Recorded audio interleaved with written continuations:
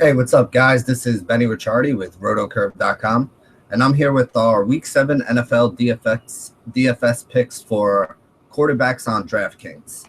Let's call up the slideshow and get into some of the guys that we're looking at this week. There are 4 guys that I'm actually looking at on my list. The first one is Carson Palmer at 6,700. The guy who I might be paying up for in some spots is going to be Andrew Luck at 7,600. The cheap option who I'm going to be fitting into a couple lineups is Landry Jones at 5,100. And the fourth guy who I'm interested in this week is Cam Newton at 6,600. Carson Palmer is going up against the Baltimore defense that has allowed the second most fantasy points so far this year to quarterbacks. He's averaging about 290 yards a game in the air and over 2 touchdowns per game so far. Baltimore is pretty solid against the run, which has led to teams having heavy game plans with the pass attack against them so far this year. Most quarterbacks going up against Baltimore are seeing more attempts than they usually average, and that's a good situation for the fantasy, for the fantasy player and all of us. There's a good chance that Palmer could get to 300 yards and maybe even 3 touchdowns as well this game.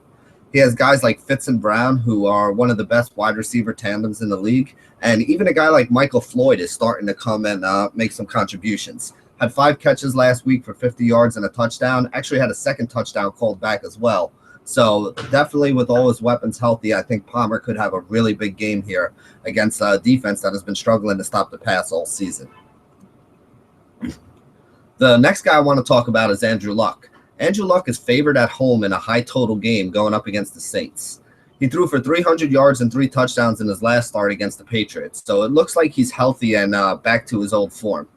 He faces the team that's allowing the second most points to fantasy quarterbacks so far this year, so it's definitely a good spot to be in going up against the third most points going up against the Saints.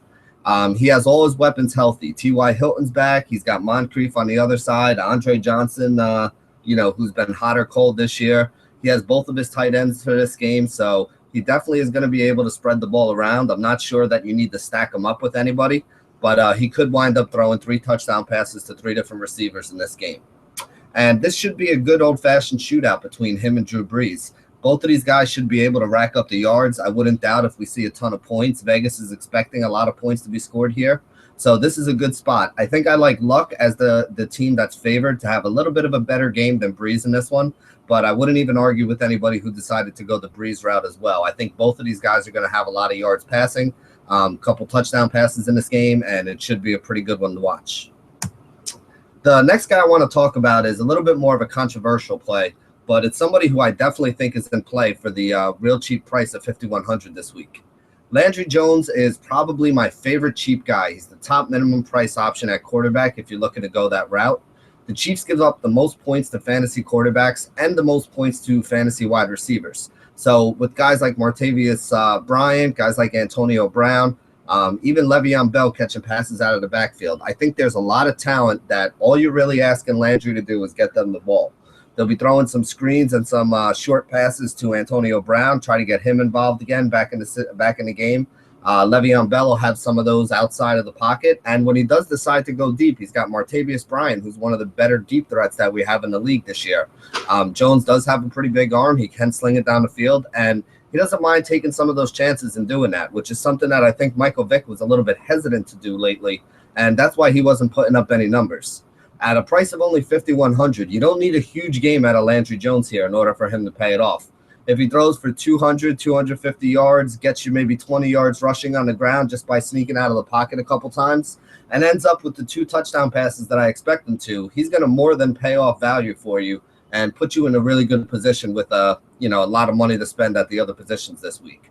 Of course, this play does hinge on Ben Roethlisberger being out, but so far from all the early reports, it looks like that's going to be the case. And the last guy who I've been looking at is actually Cam Newton. He's favored at home in a game that's supposed to be a little bit paced up against a Philly team that has a really high pace. He's been the key cog in that in that Carolina offense. He accounts for over 200 yards passing, 40 yards rushing per game, and he's accounting for at least 2 touchdowns with about 3 rushing touchdowns already on this year. So just about every other game, he's at the very least running for 1 and throwing 1, if not throwing for 2 or more. So this is a pretty good situation. I do expect Carolina to either keep it close or beat this Philly team. And if you look at that roster, there's not a lot of guys in that roster that you have a lot of faith in doing anything and having a lot of upside.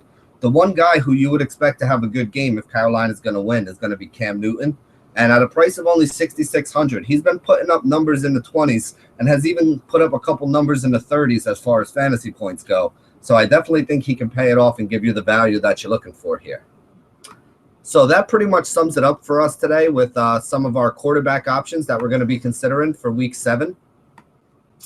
There's a game on Thursday night and another game over in Europe on Sunday morning. So there's only a 12-game slate for Sunday afternoon. That's kind of the game that we were concentrating on, for what we were talking about here and most of the videos this week. This way, if you guys watch them before Sunday, you'll still have a chance to make your Sunday rosters and not have any of these guys not be in there.